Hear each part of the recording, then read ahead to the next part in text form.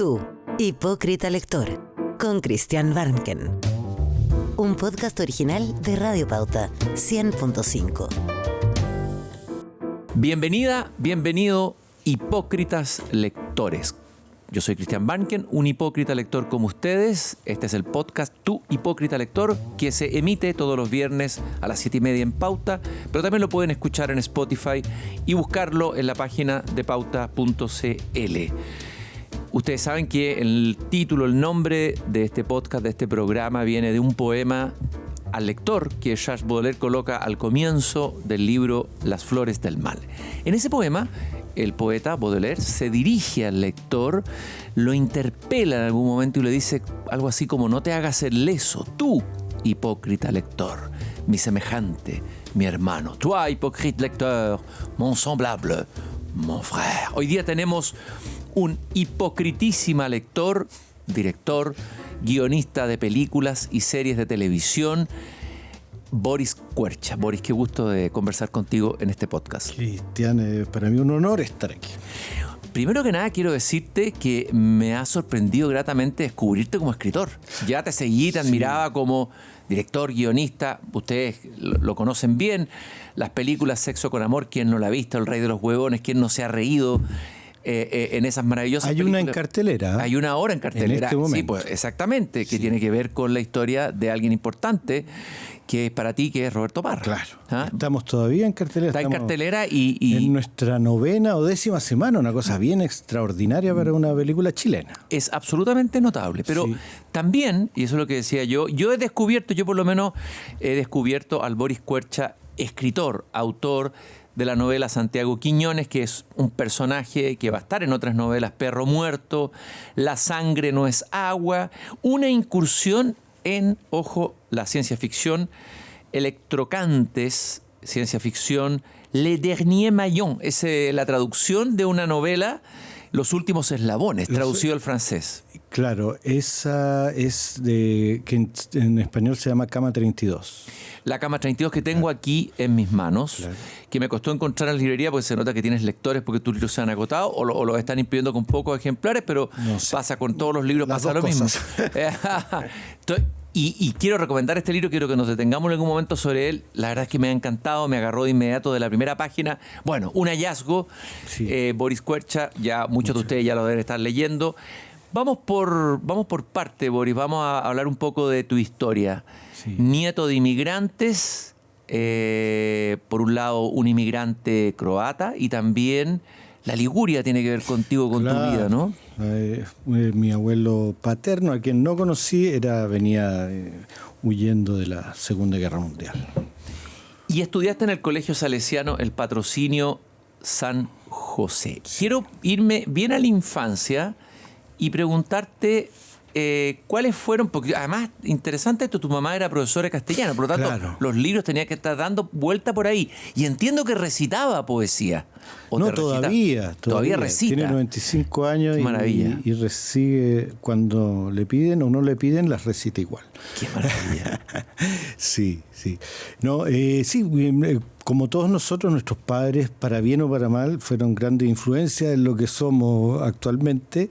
Y resultaba que en mi casa eran un poco fundamentalistas mis viejos. Mi papá era ingeniero agrónomo, que terminó actuando conmigo porque yo le di un papel. El primer papel que actuó mi viejo fue en El Desquite, una película que dirigió Andrés Wood, sobre una obra de Roberto Parra que habíamos llevado a escena, dirigida por Andrés Pérez. Y ahí le di un papel a mi viejo de un hacendado que venía a comprarle un campo a Pedro Casas. ¿Y cómo fue la experiencia de dirigir a tu viejo ahí en la película? Oye, era bien raro porque en general uno está acostumbrado a recibir órdenes de tus papás. Y cuando tú tienes que darle órdenes a tus viejos, porque en el fondo, vamos a ver, un director no es que esté dando órdenes, pero va direccionando el trabajo del actor sobre el escenario y por lo tanto tiene que decirle algunas cosas que son... Algunas son medias técnicas o para influenciar en su... Pero hay otras que son totalmente concretas, como te sientas aquí, te levantas, te pones acá. Y claro, eso es lo que me decían siempre ellos. Te viste, sales de acá. Y ahora se daba vuelta la tortilla y no había una comodidad. Yo no me sentía muy cómodo, pero mi viejo era un tipo que falleció ya muy simpático y hacía todas las cosas muy agradables. Así que bueno, Freud lo leería en clave de desquite inconsciente. podría ser, pero no tengo... De matar al padre, pero simbólicamente no, pero eso lo diría Freud, un Freud fundamentalista. Sí, no tengo mucho de qué desquitarme de mis viejos.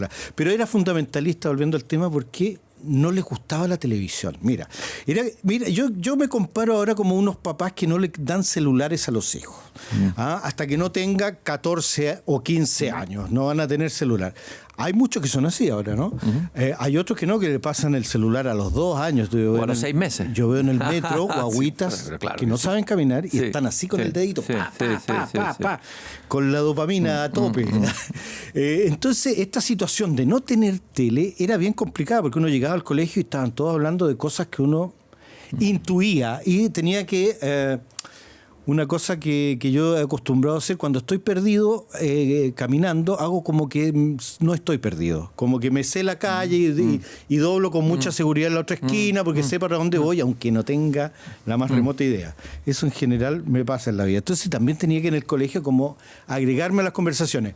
Y como no había tele... Y mi vieja traía libros, y somos todos muy lectores nuestros. Bueno, fue positivo ese fundamentalismo en un cierto sentido. Fue positivo, sí, porque cuando llegaba una tele vieja de algún pariente que tenía la bondad de regalarnos esa tele, y ya no la desechaban mis viejos, entrábamos al mundo como es, y nos sentíamos parte del mundo. Pero si no, éramos una especie de parias que intentábamos tratar de no ser discriminados por no entender de qué estaban hablando. Eran como una secta, la secta Fahrenheit, como la novela de Bradbury, los últimos que leían libros. Más o menos. Oye, ¿y cuál fue el primer libro o el primer cuento que resuena en ti cuando niño?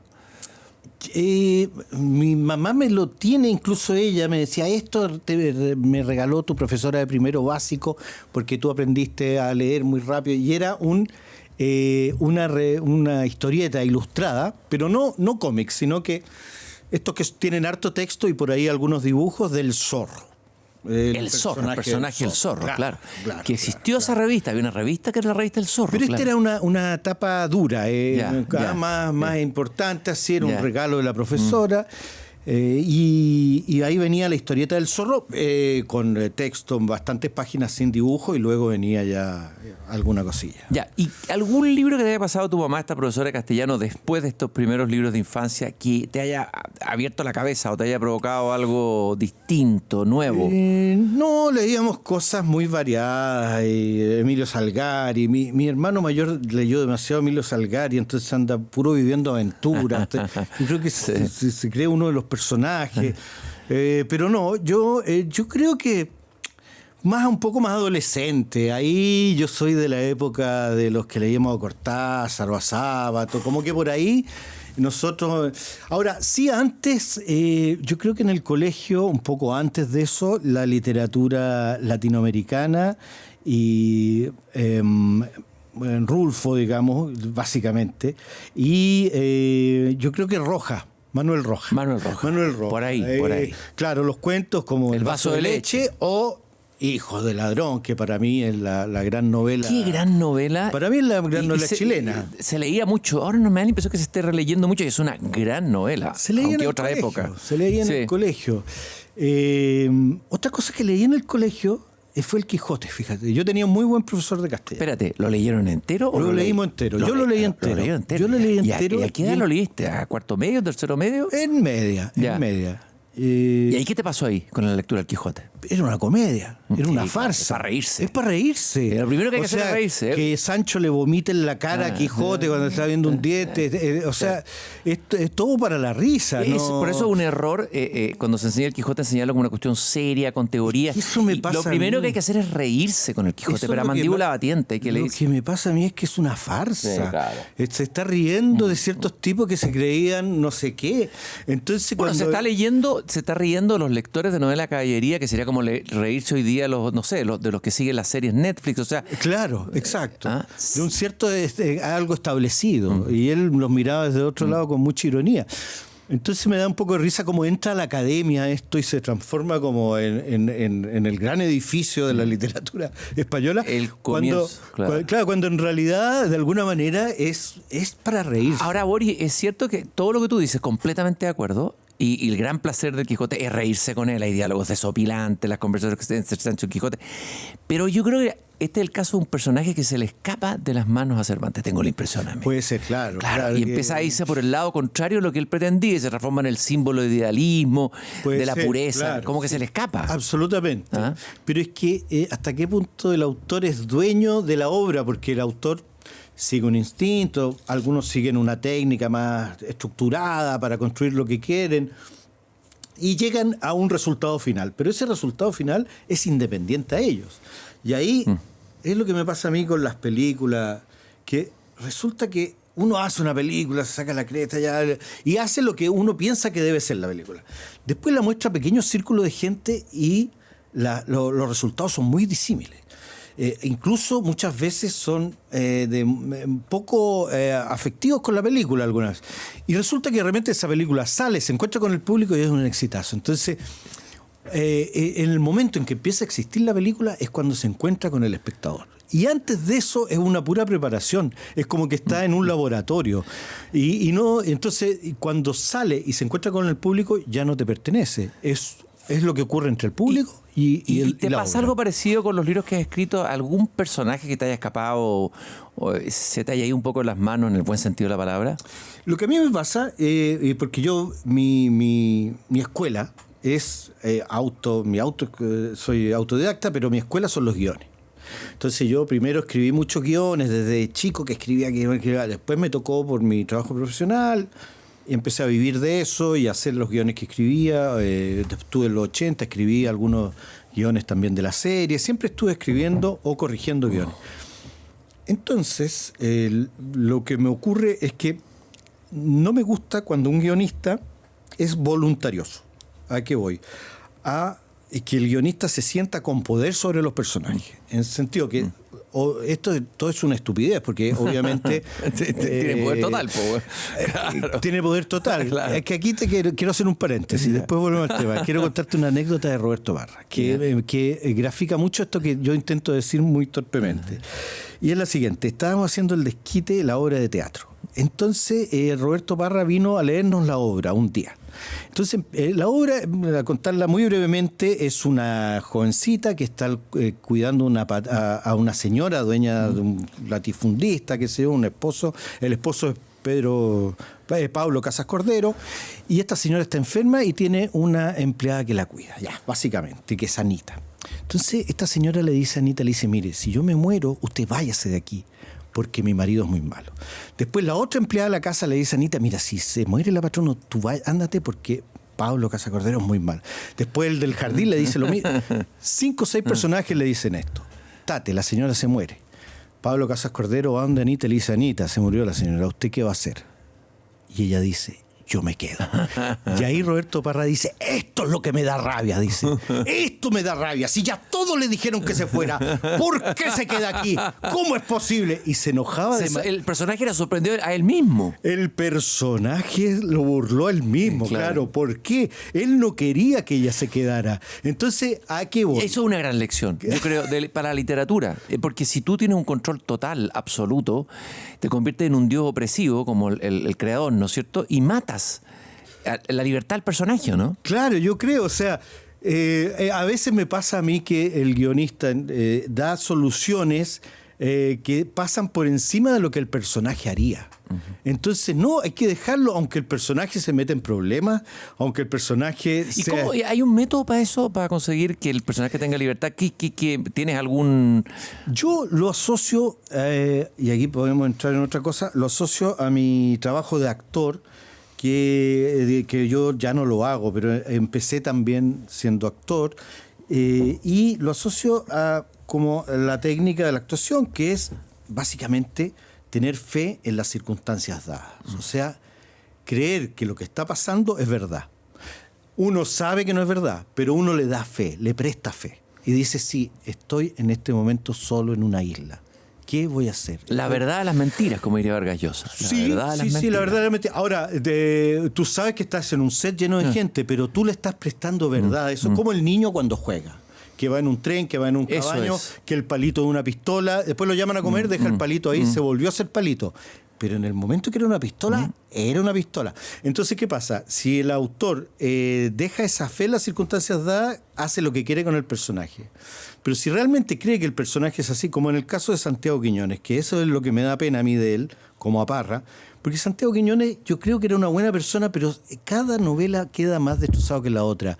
Porque aunque él no diga la verdad, sí está medio enganchado con la cocaína, sí es demasiado laxo en sus relaciones de amor y no es capaz de ser fiel. O sea, sí tiene muchas cosas que él cree que no las tiene. Y tú te sientes un poco como un padre ante un hijo que, a pesar de los consejos que les da el padre y lo que intenta hacer con él, el hijo igual termina cayendo una y otra vez. Eso, uno quisiera sacarlo de ahí, pero no hay manera, porque las circunstancias dadas lo dominan. Y él no, es imposible que renuncie a su naturaleza. Y va camino al desastre. ¿Cómo aparece Santiago Quiñones? ¿Cómo lo ves la primera vez? Mira, esto viene de una cosa bien casual, que a mí me tocó dirigir la segunda temporada de Guayquimán y Tolosa, que era una serie policial, comedia, una comedia policial. Ya. Sí. Entonces nos tocaba trabajar en una comisaría de la PDI en Maipú. Entonces nosotros llegamos en la mañana con todo el equipo, los actores, y venían llegando los tiras del trabajo nocturno, que habían tenido que ir a tal o cual lado, venían con el chaleco antibala, venían llenos de tierra, venían con las armas de verdad. Y yo decía, cresta, y esta gente está ahí en el límite, luchando. Entre el bien y el mal. Entre el bien y el mal, claro, todo frontera. El rato. Y nosotros somos los destacados de la sociedad, los actores que son premiados, que ganan seguramente, algunos de ellos mucho más plata. Actuando como tira. Con pistolas de mentira, claro, nos disparamos, nos morimos, nos levantamos, claro, y no nos pasó nada. Entonces siempre me quedó el interés de ver como la verdad en eso. Y eso se me mezcló con que siempre yo estudié en el centro de Santiago, las escuelas de teatro donde yo fui siempre estaban en el centro de Santiago. En la Chile estudiaste, ¿no? En la Chile. Y entonces siempre conocí la vida del centro de la capital. Y eso mezclé esas dos cosas y ahí salió Santiago. Es fascinante el centro, siempre ha sido fascinante. Me gusta mucho. Yo amo el centro de Santiago. Sí, me gusta mucho a mí. Trato de ir seguido. Quiero volver a tus lecturas. Nos fuimos por las ramas, pero bien, hay que irse por las ramas. Y eso se trata de una conversación libre. Aquí no hay un guión ni una pauta. Hablaste de los autores latinoamericanos que en algún momento te marcaron. Aquí hay una sincronía o coincidencia, o que tú naciste el 26 de agosto, el mismo día que nació Julio Cortázar, que sé que es un autor que te gustó. A ver, ¿qué te pasa con Julio Cortázar o qué te pasó con Julio Cortázar? No sé, fue la humanidad de él como que caí de lleno en esa humanidad, en ese romanticismo, en la magia de su escritura, caí redondito, digamos. Y escucharlo, leer sus cuentos con su voz, lo hace más cercano, con esa R mocha, como resfriado. Sí. Es muy bonito. Hay un cassette que por ahí de cuando él habla de este boxeador que está... El perseguidor. No. Un boxeador que está en un... No, el jazzista. Como que lo cuidan unas monjas. Sí. Y que dice que va a volver a pelear, que recuerda la pelea. ¿Cómo se llama ese? No me acuerdo. ¿Por qué no le pegué tal o cual combo, el gancho, pero me agaché y me llegó aquí? No, es tremendo. Creo que me siento muy influido por esa... Otra cosa que me gusta mucho es el ritmo. Básicamente de la página, como que... Tiene una prosa musical. Una prosa musical. Eso me encanta que a mí. Del jazz, ese es el jazz que a él lo marcó profundamente. Puede ser, pero a mí me encanta. Yo creo que hay algo del jazz ahí, ¿eh? Que me pasa lo mismo con Saramago, que esta cosa como el ritmo, como esta cosa cuando empieza a no poner comas ni puntos ni nada y se va derechito por una cosa contándote y termina dando la vuelta y llega al mismo punto, no sé qué. Y uno se va como escurriendo por las páginas. No hay una dificultad de leer. Eso me encanta. Tiene una fluidez, un fluir muy fluyente. Cortázar. Yo intento tener fluidez, con otro estilo obviamente, pero cuando yo reviso, intento que haya fluidez, que la página esté aceitadita. De eso me gusta. Y si tuvieras que recomendar o un cuento o un libro Cortázar, ¿qué recomendarías? Bueno, Rayuela, obviamente. Que es un libro difícil para muchos lectores, pero tiene partes preciosas, a mí maravillosas. A mí me encanta y lo leí de todas las formas. Lo leí desordenado, ordenado. Jugando la Rayuela. Ahora, lo que sí era un libro que cuando lo he tomado ahora ya de grande, no me ha conmocionado igual. Claro. No, la primera vez te conmocionó. En cambio, Pedro Páramo sigue, lo puedo leer otra vez y me sigue golpeando igual. Vamos a ir a Pedro Páramo. Hay una escena que me acuerdo de Rayuela que a mí me fascina, que es cuando él va a esperar a la maga al Pont des Arts, sí. Y sabe que va a llegar a pesar de que no se han dado una cita. Bueno, y habla de las personas que no se dan cita, y ese elogio del azar, ¿no? Que claro. De ahí venía, los surrealistas tenían eso, y Cortázar lo recoge, la confianza que el azar te va a regalar cosas inesperadas. Sí, es que lo que pasa es que, y por qué están las religiones, es porque realmente el azar gobierna la existencia. Y algo que dice Santiago Quiñones, dice: la única diferencia entre estar vivo y estar muerto es la suerte, no hay otra. Y claro, muchas veces no podemos aceptar que la vida es solo azar. Entonces por eso hay que inventar cosas como las religiones, como las supersticiones, como hacernos cierto training diario. Ya, si voy allá me pongo primero el zapato derecho, después el izquierdo, un montón de cosas. Hay que tener un orden, no podemos estar a la intemperie, porque es demasiado. Es demasiado, pero la verdad, no quiero a todos decirle esto, pero estamos a la intemperie y estamos totalmente dejados de la mano de Dios. Dejados de la mano de Dios. Entonces, sí, el azar. Nosotros repetimos mucho eso con mi equipo cuando filmamos. Decimos fe en el caos. Porque, sobre todo cuando uno tiene poco presupuesto. Cuando uno tiene mucho. ¿Y eso funciona en el cine? Que uno diría que en el cine tiene que estar todo calculado. Eso es un poco como el método de Raúl Ruiz. Sí, yo soy un gran admirador de Raúl Ruiz, aunque hago películas totalmente diferentes. Yo hago películas como las que hubiera hecho si hubiera... Raúl Ruiz tiene una frase muy buena, dice: yo no me dejaron hacer cine chileno, así que voy a hacer cine francés. Y todo su cine es muy francés. Raúl Ruiz. Claro. Pero él había hecho una película de los exiliados chilenos. Sí, que es famosa. Que es una comedia esa cuestión. Una comedia, y fue bien criticado, y no se lo tomaron en serio, Fue muy criticado porque mostraba la chispeza del chileno. Sí, lógico. En toda circunstancia. Es que yo creo que Raúl Ruiz es uno de los que más ha indagado profundamente en los chilenos. Yo creo que ha tocado. Me dijiste Rulfo. Bueno, ahí entramos en... Para mí Rulfo es casi un dios, digamos, en la literatura. Háblame, ¿qué te pasó? ¿Qué fue lo primero que leíste? ¿Cuándo? No, yo lo leí en el colegio también. ¿También en el colegio? Buenas lecturas, buen profesor de castellano. Buena base. Buen profesor de castellano. Leíamos todo ese cine latinoamericano, Horacio Quiroga, que ese cuento del que se cruza la cerca y se entierra el cuchillo y comienza a vivir otra realidad y resulta que etcétera. El Palomita Blanca leíamos también. Leíamos mucha literatura latinoamericana. Y llegó a tus manos Rulfo. ¿Cómo se llama? El Coloane, Francisco Coloane. El último de los huevos de oro. El último grumete de la vacuidad que da. El último grumete no tengo tanto recuerdo, pero los cuentos sí. Ya. Además mi mamá era de Punta Arenas, qué sé yo, de toda esa zona. Entonces en el colegio me tocó leerlo. Creo que no fue tan importante para mí en ese momento. Era muy chico, yo creo. Esto fue más grande. Yo creo que los últimos 20 años que lo habré leído unas 3 veces, de nuevo el libro. Porque cuando hay un libro que me gusta lo leo varias veces. Es bueno releerlo, ¿no? Yo leo varias veces, como las películas. Yo veo muy pocas películas, pero veo algunas muchas veces. Eres fiel a ciertas películas y fiel a ciertos libros. Sí, ¿Ah? sí. Ya, ¿y qué encontraste que te abrió el mundo de Rulfo? A ti como lector y también como escritor, porque también escribe y hace películas como artista. Yo creo, no sabría cómo... a ver, pensándolo ahora, porque tampoco uno dice ¿qué me abrió este libro? No, uno lo lee porque lo disfruta, básicamente. Pero creo que es un fresco latinoamericano al mismo nivel, por supuesto, que García Márquez. Yo creo que yo creo que el padre de García Márquez es como el antecesor, ¿no? Claro. Porque lo de García Márquez quizás es más folclórico también, ¿no? Es muy entretenido, me encanta. También leí 100 años de soledad, lo leí en el colegio. Y me apasionó muchísimo el libro, muchísimo, pero Rulfo es como más seco, las imágenes son más duras Y el desvarío es mayor aún. Claro. Sí, realmente estamos porque se mete en las fronteras de la muerte y la vida, Sí. en esas fronteras porosas, Sí, que es tan mexicano eso, ¿no? Muy mexicano, claro. ¿Ah? Yo creo que toca el México profundo, profundo, ¿verdad? Sí, pero como decía Parra también, España es la madre patria, pero México es el padre de la patria. decía. Cuando fuimos con él a hacer la negra historia a México. Ya.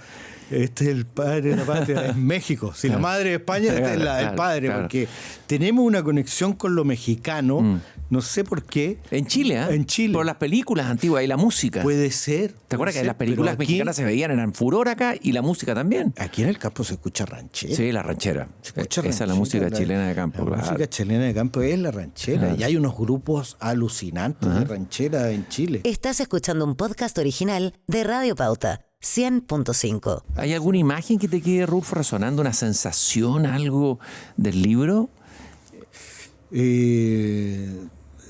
Yo creo que es esa sequedad, esa estepa yerma, digamos, como Y los pájaros, unos pájaros hacen crack, crack, unos pájaros ahí en medio de los que cactus. conecta con Chile, el horroroso Chile. El horroroso Chile del que hablaba Enrique Lin. Nunca salí del horroroso Chile. Nunca salí del horroroso Chile. Claro.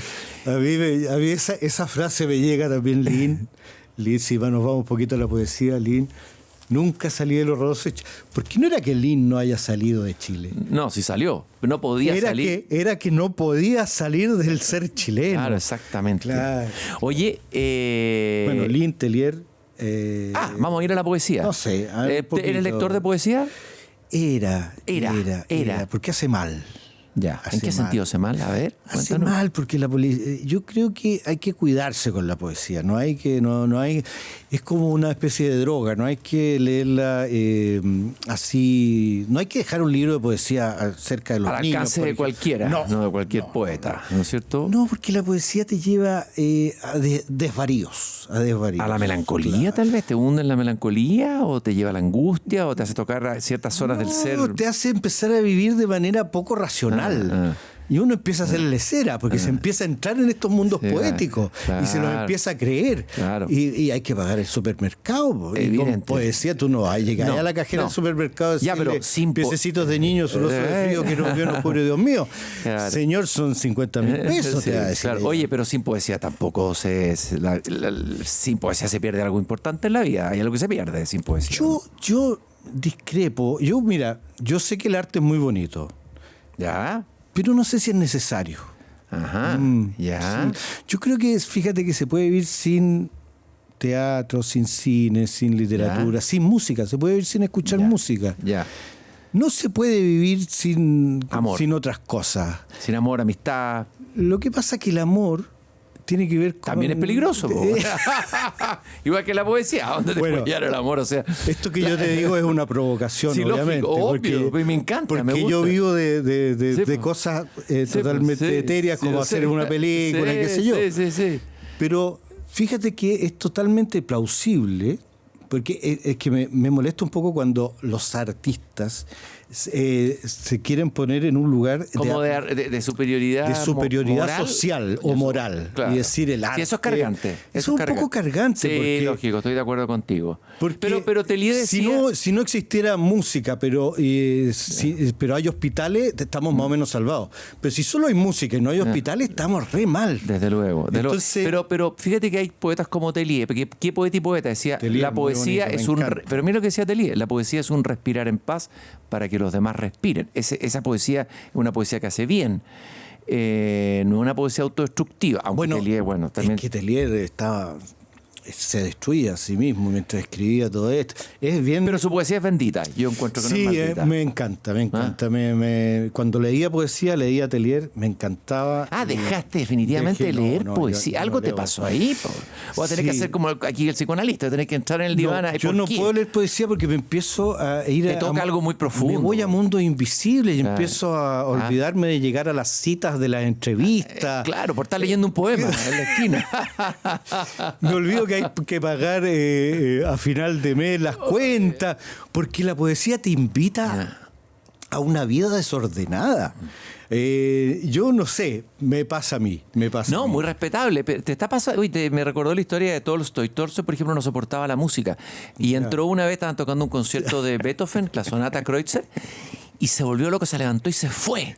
Y escribió un artículo contra Beethoven y contra la música. Era porque lo revesía, o sea, lo conectaba con algo muy profundo. Sí. ¿Ah? No a la música, odio a la música. Son provocaciones que digo, pero sí, no, últimamente no le digo eso. Pero espérate, Roberto Parra es un poeta. Sí, es un claro. trovador, un poeta. Sí, a ver, sí. ese contacto con Roberto Parra y con su poesía de haber sido, creo que fue muy importante en tu vida como artista, como ser humano. No, es un tremendo poeta. Es un ser bastante increíble, Roberto Parra, excepcional, como los miembros de su familia, Nicanor, Violeta y otros hermanos más. El nivel de talento de la familia Parra es impresionante. Hablando de poesía, y que está en la película Me rompiste el corazón, están las décimas quebradas que hace Roberto, que es un momento muy emocionante de la película, donde él, por la emoción, es incapaz de terminar la frase. Dice: adiós, mi negra querí, te dejo en muy buenas más con este noble fulá por el resto de tu vida. Es muy triste la partí, compañera del ambién, estarás en mi presente y en todo mis malabá, en el cielo y en los más, y en la estrella del oriente. Ya, es increíble porque él las corta las palabras y rima. Pero si tú la dices sin cortarla, rima igual. Claro. Y esto él lo hizo, no lo hizo pensando. Él le fluye esto. Porque si uno dice: adiós, mi negra querida, te dejo en muy buenas manos con este noble fulano por el resto de tu vida, rima igual. Claro, y ahí lo que se produce es la unión del sonido y el sentido. O sea, lo que está diciendo es tan doloroso, es un quiebre, que la palabra misma se quiebra. Pues. Sí. Eso es poesía. Sí. Me da vuelta la cabeza, no termino ni la frase. No puede terminar la frase porque está acogotado. Se le sale el corazón por la boca. Es muy bonita la película, los invito a verlo, aún está en cines. Esta semana se agregaron 10 cines. Me rompiste el corazón, la historia de amor de Roberto Parra y la negra Esther. ¿Y qué más te marca Roberto Parra? Tú dijiste que de alguna manera te habías acercado a la cultura popular chilena. Sí, claro. A ver, ¿qué significó ese contacto? ¿Qué encontraste ahí? Porque de algún modo yo venía de una familia, como tú decías, nieto de inmigrantes, que los hijos pudieron estudiar una carrera universitaria, entonces metieron a los hijos al colegio, qué sé yo, veníamos de un ambiente que venía más de un mundo no tan popular como de la cultura popular. Entonces el encuentro con Roberto Parra a mí me acercó muchísimo a la cultura popular chilena, porque las cuecas y todo eso para mí en ese tiempo significaban como un folclore oficialista, ¿me entiendes? Claro, y esta era una cueca auténtica. Y esta era una cueca que hablaba de cosas, que hablaba del tipo que vive bajo el puente, de las cuecas carcelarias, del condenado a muerte, de los bares, del mundo de la bohemia, de sus amores con las chicas del ambiente. Era otra cosa, no era la cueca como bonita, por decirlo así. Pero no solo eso, la música, la poesía, y su mirada sobre la vida, que siempre tenía ironía y humor, que eso era muy importante, el humor, y eso es algo que yo defiendo como una bandera a contraviento y marea, el humor. Y si el humor te apasiona, ¿hay algún escritor o hay alguna literatura que sea? Porque hay buenas novelas y cosas de humor, tradición de humor. ¿Hay algún escritor que te interese en esa línea? El argentino, el rosarino, que además escribe cómics. Fontana Rosa. Yo lo entrevisté. Ay, qué bueno. Se murió el negro. Memorable. Qué tipo más genial.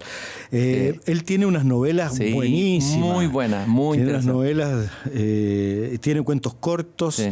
Tiene una novela que se llama Este es un bestseller. Sí, este es un bestseller, sí lo tengo. Sí. Tiene el humor como un arma para desarmar todo. Nada se mantiene en pie frente al humor. Y está presente en los clásicos, en Shakespeare. Bueno, los griegos, Aristófanes, las comedias de Aristófanes. Desde luego, desde muy lejos viene. Desde muy lejos. La comedia es un género que hay que tomar en serio, en el sentido que es muy potente en la historia de la cultura humana. Y Chile, me da la impresión que el humor se da como un don en Chile. Yo creo que tenemos un don con el humor. Los Parra, lo que acabáis de decir. Sí, lo que somos, según algunas encuestas de estas que son poco creíbles, el cuarto país en sentido del humor en el mundo. No había leído esa encuesta. Sí, por ahí está. Pero me parece a mí que como la academia chilena es muy seria. Claro. Quizás justamente para diferenciarse de lo popular. Entonces, Para cuidarse. Para cuidarse, diferenciarse. Sí, porque acuérdate que la iglesia prohibía las cuecas choras en un momento, o sea, hasta el circo lo vetaron en algún momento. Hay un peligro ahí. Yo no lo sé, no soy sociólogo, no cacho tanto, pero me da la impresión de que cuando entramos en los temas culturales, yo lo veo un poquito en el cine como un cierto desprecio, por decir, bueno, pero oye, metió tanta gente, pero una comedia, digamos, no es una cosa como para tomar tan en cuenta. En cambio, esta película, oye, no fue nada de verla. No, pero es que no es para todo esto, es para cierta gente que la va a entender. Claro, Ese como un poquito de desprecio porque el público es un poco ignorante. Tienen incluso unas frases que son como que hay que educar al público. Necesitamos enseñarle al público a ver las cosas que son buenas, porque como no me están yendo a ver a mí, claro, que hay que enseñarle a que vengan a ver. Hay una envidia también en uno. Es que ahí viene el horroroso Chile, porque como somos todavía tan, y no es la palabra isleño, tan, bueno, como una isla, ¿no es cierto? Somos tan encerraditos y somos tan pocos, hay muy poquitas posibilidades. Entonces los premios que se reparten son poquitos, los fondos para acceder son poquitos, y esto te va llevando como a la envidia de decir, ¿por qué se lo ganó él? No me lo gané yo.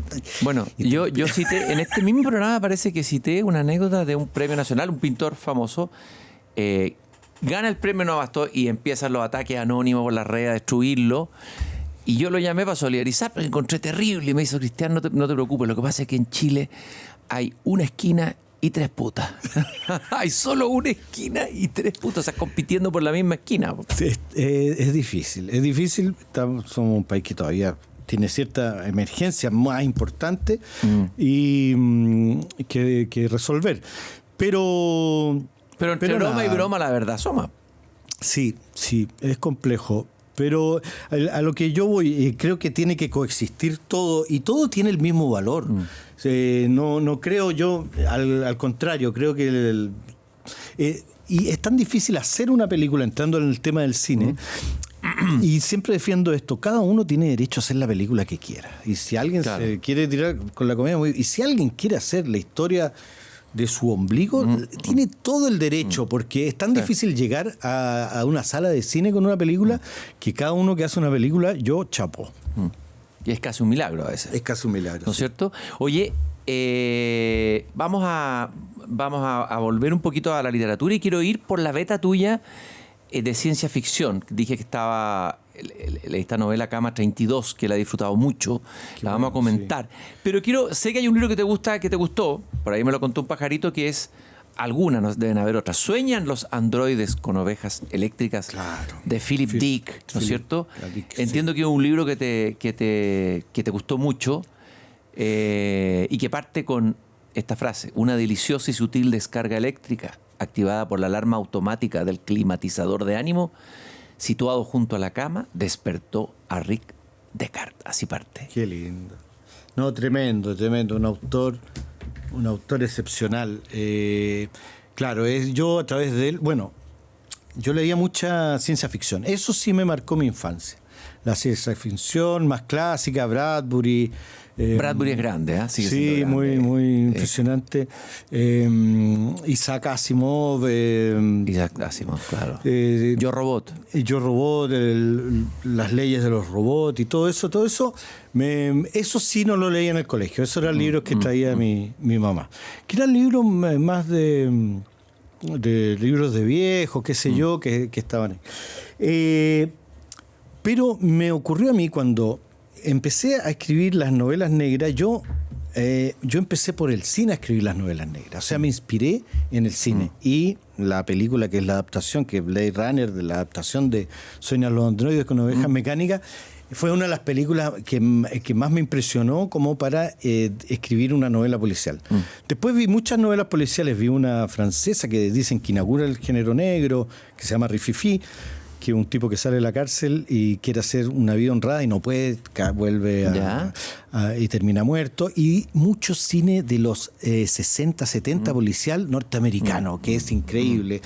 por supuesto, la obra máxima ahí es Contacto en Francia. Sí, Contacto en Francia, claro. Todo ese mundillo ese de San Francisco, Sí. ese mundillo, porque Hollywood venía de las grandes películas, todo muy bonito, o del western, que grandes caballos, y gente muy honrada, el sheriff y se empieza a ensuciar y se empieza a meter en las calles y a mostrar a policías que caen en la corrupción, que rompen la ley, y empieza a mostrar el mundo más como es. Yo creo que es la etapa del cine norteamericano donde más muestra la vida como es, como era la calle de San Francisco. Y creo que esas calles son ahora un poco como somos en Chile. Está ese submundo delictual que se empieza a mezclar con el mundo policial. Claro. Creo que ese ambiente aquí está muy vivo, y por eso cuando hicimos la serie de tiras nos fuimos a grabar Estación Central, al barrio May, y por ahí se mueve este personaje, se junta con todo el mundo inmigrante. Oye, ¿y hay alguna narrativa que dé cuenta de ese mundo ahora? Tal vez las novelas de Ramón Díaz Eterovich, la novela policial. Saludos. ¿Te gusta? A Díaz Eterovich, Sí, me que ganó encanta, el Premio Nacional, lo entrevistamos aquí también. Y además una persona de una sabiduría y una buena onda increíble. Él fue como quien más me apoyó en mis novelas al principio, me invitó a cosas, siempre me dio consejos, así que Díaz Eterovich chapó. El creador de Heredia. El creador de Heredia. Y su gato encanta. Simenón. Sí, me encanta Díaz Eterovich, y felicitaciones por el premio. Oye, ¿y Simenón porque en las novelas de Simenón también empieza a aparecer el policía que se empieza a corromper, empieza a aparecer el bajo fondo, irrumpe ahí, ¿o no te gustó nunca? No fui muy seguidor de eso. Sí leí mucho a Sherlock Holmes, ponte tú, con toda esta cosa que era tan lógica, pero no saqué nada de ahí tampoco, porque mi personaje policial es un desastre, nunca resuelve un caso, es incapaz de juntar dos pruebas para llegar a una resolución. Siempre hay otro que resuelve el caso. Mi personaje, Santiago Quiñones, es un policía que cae por la vida y que sabemos que en un momento se va a estrellar. Bueno, y hay una cita, un epígrafe ahí del escritor Jean Cocteau: la vida es una caída horizontal. Me encanta. Qué buena cita esa. Me encanta. Yo siento que voy cayendo por la vida todo el rato. Como que no hay momento de asirse a nada. Va todo como demasiado Altazor, rápido. cae, como el poema Altazor. Voy a leer esto. Camino entre los colombianos, los haitianos, los peruanos, los venezolanos. Por ahí distingo a uno que otro compatriota por el acento y confirmo que los recién llegados se han ido tomando las calles que los chilenos habían desechado. La sangre no es agua. Lo que te quería preguntar es, cuando empezaste a escribir las novelas policiales, había un escenario, pero ha ido cambiando y mutando. Muchísimo. Y hoy día hay otro. Y cuán interesante, duro, pero también estimulante literariamente es para lo que tú haces. Sí, yo siento que los libros de Quiñones son una especie de, bueno, al que quiera verlo así, pero yo por lo menos lo veo así, de capas de, ¿cómo se llaman estas capas que ven los geólogos en los cortes de terreno, donde se va viendo la evolución? Porque en la primera novela casi no aparece personajes migrantes, y en la última se trata de eso. Ese es el caso, porque el centro de Santiago se empezó a poblar, y ciertos barrios como la calle Bandera, lugares ciertas calles del centro que habían sido abandonadas por los chilenos, como medio admiraban menos, empezaron a tomar una nueva vida, y los centros comidas locales, lugares. Comidas, centros comerciales donde conviven en el mismo lugar. Es como lugar. una ciudad dentro de la ciudad, ¿no? Otra ciudad dentro de la ciudad, ¿no? Bueno, uno siempre vive en pueblos dentro de la ciudad, porque y el centro es un pueblo en sí mismo, y estos centros comerciales donde hay una peluquería, pero además dentro de la peluquería hay una agencia de viaje, etcétera, etcétera. Todo este mundo tan rico en acentos, en vida, era algo que no existía en ese tiempo.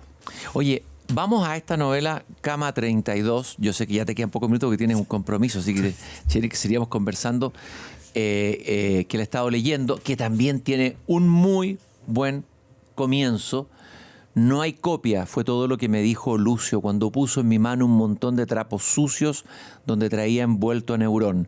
No se atrevía ni a tocarlo, le temblaban las manos, sudaba, apenas podía hablar. Esta es la historia de Víctor. En sus manos está la liberación de un sistema totalitario en todo sentido, en un futuro, y tiene que custodiar el remanente de una red que es la única que puede salvar. Y ahí te lanzas.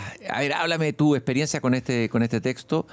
Y si vas a seguir escribiendo ciencia ficción, ¿qué te ha pasado con el hecho de escribir ciencia ficción en relación con escribir novela policial? Bueno, creo que las dos novelas de ciencia ficción que he escrito, Electrocante y Cama 32, son muy policiales. Son novelas policiales en sí. Ahora, la libertad que uno adquiere al escribir sobre el futuro es mucho mayor. Y no solo inventa la trama, sino que inventa un mundo entero. Eso es maravilloso, porque en las novelas de Quiñones el mundo es el centro de Santiago y voy al Dadino a comerme una pizza, voy aquí, voy allá, voy al Café Haití, son cosas que están. Y cuando uno escribe ciencia ficción tiene esa posibilidad creativa de inventar un mundo completo. Y lo que me gusta es no contar cómo es ese mundo completo, sino contar cómo alguien se va moviendo por ese mundo y por las cosas que hace uno va comprendiendo lo que hay alrededor, como que tiene que completar el cuadro en la imaginación. Eso me alucina que me parece que lo he aprendido de otras novelas como Philip K. Dick, que siempre las cosas ya están hechas cuando él empieza a escribir, no las tiene que explicar. Claro. Y uno tiene que ir enterándose en el camino. Bueno, recomiendo especialmente esta novela Cama 32, que me costó encontrar, pero finalmente la encontré buscando por varias librerías. En internet debe estar. Oye, por último, quiero preguntarte, de lo último que has estado leyendo, algo que nos quieras compartir o que te haya... He estado leyendo sobre inteligencia artificial, cosas más técnicas. Teóricas. ¿Qué es lo que te interesa ahí? Me interesa mucho, me encanta. ¿Ya? Trato de trabajar con ella. Me funciona muy bien cuando escribo guiones para ordenar como la estructura de cosas que yo ya he escrito, para darle formato más bien. En literatura no me ha resultado mucho. Me siento como ajeno a lo que me entrega de vuelta, de las cosas que le voy pidiendo. No he podido avanzar mucho en eso, pero me parece una herramienta alucinante y quiero seguir explorando en eso. Me parece fantástico. ¿Y algún libro que nos quieras recomendar? O puede ser no necesariamente inmediato de ahora, pero un libro así que se te ocurra decir un regalo para los hipócritas lectores que nos están escuchando. No, la cifra no la sé. Lo que respondió. Esa cifra que me pides no la sé. No recuerdo en este momento el último título de este que te hablo de ciencia ficción, pero libro yo siempre recomiendo el mismo. De la novela chilena, la que ya hablamos, Hijo de Ladrón, y después Pedro Páramo de Rulfo, novela latinoamericana. Son como mis dos libros más ancla que tengo como identitarios. No sé. Y seguramente son libros que todos los lectores de esta radio lo han escuchado, pero... No sabemos, a veces no. A veces la gente dice que lo leyó y no lo leyó. Así que es una oportunidad de leerlo, sobre todo como tú dijiste, de releerlo. Boric, te agradezco mucho, Boris. Boric, te dije, Boric, qué lapsus. Tengo que salir corriendo, perdona. Sé que tienes que partir, pero agradezco tu tiempo. Boris Quercia, un hipócrita lector, en el podcast Hipócrita Lector. Nosotros nos encontramos en el próximo capítulo. Búsquennos en pauta.cl o también en Spotify. Recuerden que este programa podcast se estrena los días viernes a las 7:30 en Pauta. Boris, muchas gracias. Muchas gracias a ti. Tú, Hipócrita Lector, con Christian Warnken. Un podcast original de Radio Pauta 100.5.